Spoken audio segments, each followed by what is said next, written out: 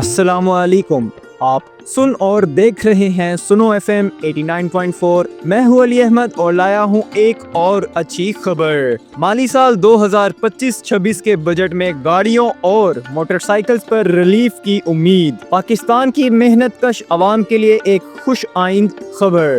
وفاقی حکومت کی طرف سے 10 جون کو مالی سال 2025-26 کا قومی بجٹ پیش کیا جائے گا، جس میں اس بار عوامی خواہشات پر خصوصی توجہ دی جا رہی ہے۔ خاص طور پر گاڑیوں اور موٹر سائیکلز کے شوقین اور ضرورت مند شہریوں کے لیے یہ بجٹ خوشی کی نوید لے کر آ سکتا ہے۔ گزشتہ برسوں میں گاڑیوں کی بڑھتی ہوئی قیمتوں میں عام آدمی کے لیے گاڑی خریدنے کا خواب مشکل بنا دیا تھا، لیکن اب معتبر ذرائع کے مطابق 1300 سی سی تک کی گاڑیوں اور عام استعمال کی موٹر سائیکلز پر کسٹم ڈیوٹی اور سیلز ٹیکس میں خاطر خواہ کمی کا امکان ہے۔ اس سے نئی گاڑیوں کی قیمت میں فوری اور واضح کمی متوقع ہے۔ خوشحال پاکستان، لا زوال پاکستان۔